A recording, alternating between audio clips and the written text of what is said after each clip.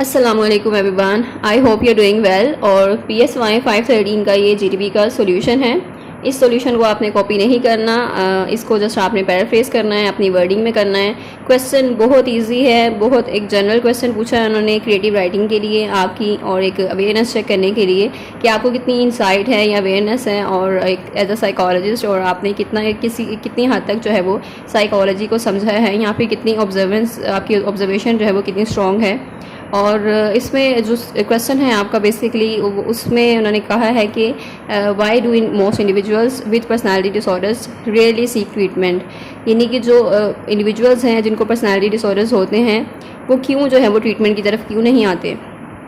तो ये एक जनरल क्वेश्चन है, यानी आप अपनी रियल लाइफ में आपने ऑब्ज़र्व किया होगा, आप अपने इन्वायरमेंट में देखते हैं, या फिर आप जब BS की जो डिग्री है या साइकोलॉजी की डिग्री की तरफ आते हैं तो बहुत से आपको लोग जो है अप्रोच करते हैं, बहुत से रिलेटिव्स भी अप्रोच करते हैं और आपसे जो है वो कुछ क्वेश्चंस होते हैं। और इसमें क्वेश्चन ये भी हो सकता है कि जिसमें आपसे पूछा जाता है कि ऐसे लोग जो जिनको पर्सनालिटी डिसऑर्डर होता है कोई, लेकिन वो ट्रीटमेंट की तरफ नहीं आते या फिर उसको अवॉइड करते हैं या फिर हेजिटेट होते हैं, तो उसका क्या रीज़न हो सकता है। तो ये भी आपसे रीज़न्स भी पूछे जा सकते हैं। और या फिर एक इंसान को उसका बिहेवियर जो है वो अब नॉर्मल है, लेकिन वो इंसान जो है उसको समझने के लिए तैयार नहीं है, और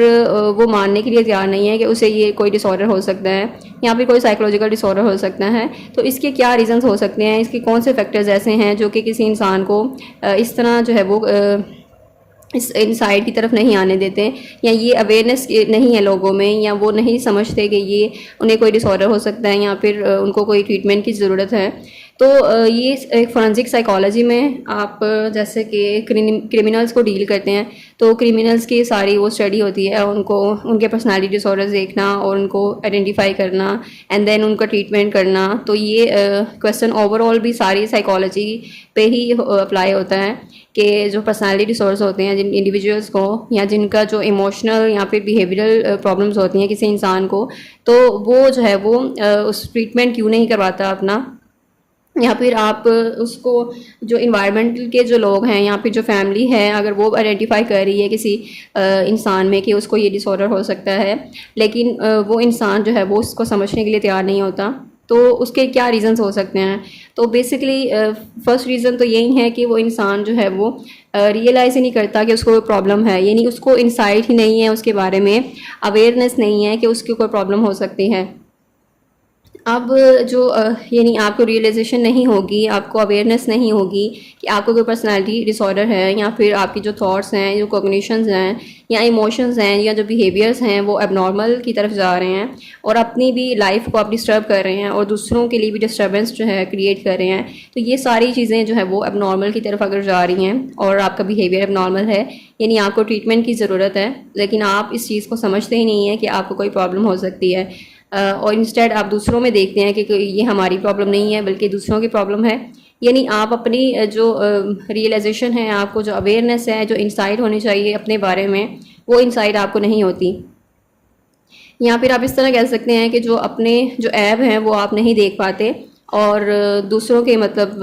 ऐब आपको नज़र आते हैं, लेकिन अपने जो खुद में जो आपके अंदर जो ऐब हैं वो आप नहीं देख पाते, क्योंकि जब अपने ऐब आपको नज़र नहीं आएंगे तो आप उनको कैसे ठीक कर सकेंगे या फिर आप कैसे इस्लाह कर सकेंगे अपनी, और कैसे खुद को बेहतर बना सकेंगे। तो ये चीज़ है कि अपने ऐप जो हैं या अपनी जो भी प्रॉब्लम्स हैं वो आप खुद से आइडेंटिफाई कर सकें, और उसको फिर आप ट्रीटमेंट यानी आप उसका प्रॉपर जो है वो एक ट्रीटमेंट करवाएं अगर आप आइडेंटिफाई करते हैं कि कोई डिसऑर्डर है और आपकी लाइफ डिस्टर्ब हो रही है।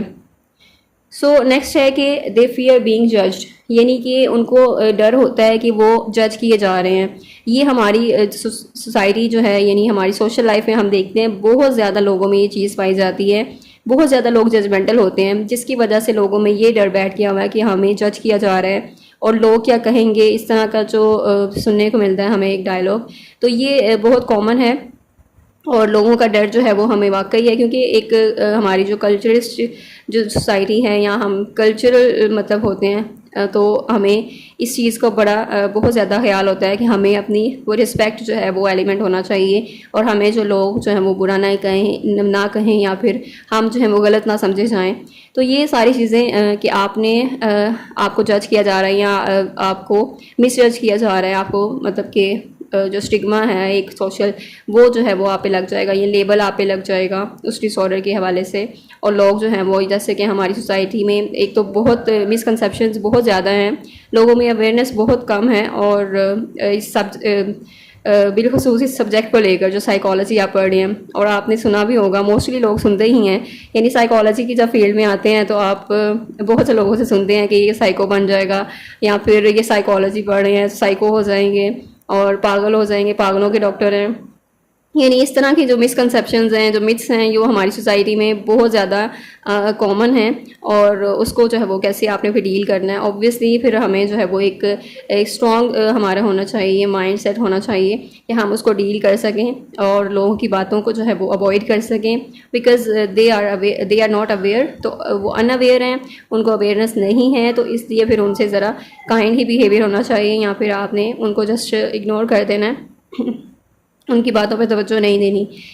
यहाँ पर कुछ लोग जो हैं वो इसमें वीक होते हैं, ठीक है, उन्हें ज़्यादा जजमेंट का जो है वो बहुत इशू होता है कि लोग उन्हें जो है वो मिसजज करेंगे या स्टिग्मेटाइज हो जाएंगे वो, या फिर मतलब इस चीज़ को लेकर बहुत ज़्यादा वो परेशान होते हैं कि लोग जो हैं वो उन्हें वीक समझेंगे, या फिर समझेंगे उनमें कोई ऐब है, उनमें कोई खामियां हैं, ठीक है, कि वो उन्हें हैंडल नहीं कर पाए, या फिर मेंटली तौर पे वो वीक हैं। तो ये सारी चीज़ें जो है वो जजमेंट का जो एक खौफ होता है, एक फ़ियर होता है, ये इंसान को रोकता है कि वो ट्रीटमेंट करवाए अपना।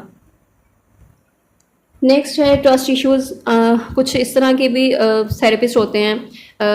जिनके साथ, एक तो थेरेपिस्ट के साथ क्लाइंट का जो है ना रिलेशनशिप होना चाहिए, ट्रस्ट पे होता है, और इनका जो रिलेशनशिप है अगर वो इसमें ट्रस्ट नहीं होगा तो वो ट्रीटमेंट जो है वो इफ़ेक्टिव नहीं हो सकता। उसमें एक ट्रस्ट होना चाहिए, यानी जो इंडिविजुअल है, जो क्लाइंट होता है, वो थेरेपिस्ट को वो सारी अपनी जो भी फीलिंग्स होती हैं, या जो भी उनके इमोशंस हैं, जो भी कॉग्निशंस हैं, थिंकिंग है, थॉट्स हैं, वो सारी उसको एक्सप्लेन करे एज इट इज़। अगर वो इस तरह नहीं करता देन उसके ट्रीटमेंट पे इफेक्ट होगा इसका, और उसका ट्रीटमेंट जो है वो उस तरह से इफेक्टिव नहीं रह सकता। यहाँ पर अगर आपके कुछ पास्ट एक्सपीरियंसेस बुरे रहे हैं, यानी कि आप बहुत से लोगों के साथ या दूसरे लोगों के साथ ओवरऑल जो आपका जनरल एक्सपीरियंस होता है, और कुछ लोग आपकी लाइफ में बुरे भी आते हैं, तो जो आपके बैड एक्सपीरियंसेस होते हैं वो आपको फिर ट्रस्ट इश्यूज़ आपके क्रिएट हो जाते हैं। फिर आप किसी पे ट्रस्ट नहीं कर सकते कि वो आपकी इन्फॉर्मेशन जो है वो लीक हो जाएगी, या फिर जो आपका जो भी आप शेयर करेंगे वो कॉन्फिडेंशियल नहीं रहेगा। तो ये इस तरह की चीज़ें, जो इस तरह के ख्यालात आते हैं because of your bad experiences, तो इस वजह से लोग हेजिटेट करते हैं और वो अपनी प्रॉब्लम्स को शेयर नहीं करते दूसरों के साथ, या फिर एक थेरेपिस्ट के साथ। बिकॉज दूसरों के साथ तो फिर तो आपको ये इशू जो है वो होना चाहिए, लेकिन किसी हद तक ठीक भी है कि आप थोड़ा सा कॉन्शियस हो इस चीज़ के बारे में। और लेकिन जो थेरेपिस्ट होता है उसका तो ये काम है, और थेरेपिस्ट जो है वो आपकी जो पूरी इन्फॉर्मेशन है उसको कॉन्फिडेंशियल रखता है, उसको वो लीक नहीं करता।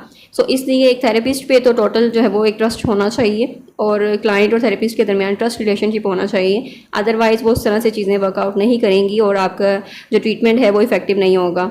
नेक्स्ट है कि आप ब्लेम करते हैं दूसरों को, ठीक है, यानी आपने अपनी जो है वो ऐप जो है वो खुद नहीं देखते, आप इंस्टेड आप दूसरों को ब्लेम करना शुरू कर देते हैं कि मुझ में जो है वो कोई खामी नहीं है, या मुझ में कोई ऐप नहीं है, या मेरे बिहेवियर में कोई प्रॉब्लम नहीं है, बल्कि ये दूसरे हैं, ये उसकी वजह से हुआ था। तो आपने अक्सर ये लोगों को सुना होगा कहते हुए कि ये मैंने इस तरह किया तो ये मेरी वजह से नहीं बल्कि उसकी वजह से हुआ है, अगर वो इस तरह ना करता, इस तरह ना करती तो इस तरह ना होता। तो इस तरह की चीज़ें जो हैं वो मतलब ब्लेम करना, दूसरों को ब्लेम करना अपनी जो फ्लॉज की वजह से, और दूसरों में देखना खामियां बजाय इसके कि आप खुद में देखें। तो ये चीज़ है कि आप दूसरों को ब्लेम आउट करते हैं ताकि आपकी जो है ना प्रॉब्लम्स आपको कम किया जाए। ये जो प्रोजेक्शन का एक डिफेंस मैकेनिज्म है आप वो यूज़ करते हैं जो फ्रॉइड ने दिया था, तो वो डिफेंस मैकेनिज्म यहाँ पे काम कर रहा होता है। यानी आप अपनी जो ऐप होते हैं, आपकी जो इम्परफेक्शंस हैं, या जो भी आप में फ्लॉज वगैरह हैं, वो आप दूसरों में प्रोजेक्ट कर रहे होते हैं, आप दूसरों में देख रहे होते हैं, और आप कहते हैं ये मुझ में नहीं है बल्कि ये दूसरों में है। इस तरह ये अवॉइडेंट बिहेवियर होता है, यानी आप उसको अवॉइड कर रहे होते हैं। तो नेक्स्ट है कि आप ट्रीटमेंट आप समझते हैं कि आपको ट्रीटमेंट की ज़रूरत ही नहीं है। यहाँ पर आप इसको नॉर्मल समझते हैं, ठीक है, आप ये जो डेली लाइफ का जो रूटीन होती है, और जो दूसरे लोग आपसे डिस्टर्ब होते हैं, यानी दूसरे लोग उसको उनको प्रॉब्लमाटिक लग रही होती है ये चीज़, लेकिन आप उसे बिल्कुल टोटली अनअवेयर होते हैं, आप उसको एज इट इज़ एज जो है वो बहुत ईजी लेते हैं और आप समझते हैं कोई मसला ही नहीं है और बिल्कुल ठीक है, परफेक्ट है सब कुछ। हालांकि आपके लिए परफेक्ट है, लेकिन आप दूसरों के लिए प्रॉब्लम्स क्रिएट कर रहे हैं, आप दूसरों के लिए एक कॉन्फ्लिक्ट जो क्रिएट कर रहे हैं, या दूसरों के लिए आप बहुत ही जो बुरा इन्वायरमेंट क्रिएट कर रहे हैं जिससे दूसरे जो हैं वो इफेक्ट हो रहे हैं, या दूसरों की लाइफ डिस्टर्ब हो रही है। सो यहाँ पर ये चीज़ होती है, जो पर्सनैलिटी डिसऑर्डर्स जिनको होता है वो मोस्टली दूसरों के लिए प्रॉब्लमेटिक होते हैं, अपनी फैमिली के लिए प्रॉब्लमेटिक होते हैं, और उनको जो है वो कोई फ़्लो नज़र नहीं आता, और अपनी जो है वो लाइफ डिस्टर्ब करते ही हैं, लेकिन दूसरों के भी साथ डिस्टर्ब करते हैं, और सारा जो इन्वायरमेंट है टोटली डिस्टर्ब हो जाता है। सो नेगेटिव पास्ट एक्सपीरियंसेस भी हैं, कुछ आपके प्रीवियस पास्ट एक्सपीरियंसेस इस तरह के रहे होते हैं जिसमें जो भी आपकी जो थेरेपी अगर आपने कहीं पे ली थी, या फिर मेंटल हेल्थ प्रोफेशनल्स के साथ आपने काम किया है, तो पर्सनैलिटी डिसऑर्डर्स के जो लोग हैं वो इस तरह रिलक्टेंट होते हैं, यानी अगर उन्हें कोई अच्छा थेरेपिस्ट नहीं मिलता या अच्छा साइकोलॉजिस्ट नहीं मिलता, जिसकी वजह से फिर वो उसका उनका जो एक ट्रस्ट होता है, एक तो वो मतलब हो जाता है, डिस्ट्रॉय हो जाता है। दूसरा वो उनका जो बैड एक्सपीरियंसेस होते हैं जो उनके, वो फ्यूचर जो है वो उनमें जो एक्सपीरियंस होता है, यानी कि जो नेक्स्ट जो साइकोलॉजिस्ट आते हैं या थेरेपिस्ट आते हैं वो उन पर फिर उस तरह ट्रस्ट नहीं करते, फिर इस तरह वो रिलक्टेंट होते हैं कि ट्रीटमेंट की तरफ आएँ, और इस तरह वो ट्रीटमेंट नहीं करवाते। सो ये कुछ फैक्टर्स हैं जो रोल प्ले कर रहे होते हैं, हमारी कॉमन फैक्टर्स हैं ये। अच्छा, ये सारे जनरल रीजंस हैं, जैसे हम देखते हैं कि क्यों इंडिविजुअल्स जो हैं वो हेजिटेट करते हैं या फिर रिलक्टेंट होते हैं, वो ट्रीटमेंट की तरफ क्यों नहीं आते, उनको जो पर्सनालिटी डिसऑर्डर्स होते हैं, कुछ को अवेयरनेस होती है, कई कुछ को नहीं भी होती। सो ये सारे फैक्टर्स हो सकते हैं, जनरल रीजंस हो सकते हैं। इसके अलावा आप बुक को भी कंसल्ट करें, उसमें भी देखें, उसमें भी अगर कोई रीजंस मेंशन हैं उसको भी आप कर सकते हैं, इंक्लूड कर सकते हैं, उसको भी पैराफ्रेज कर सकते हैं आप। और ये आपका मतलब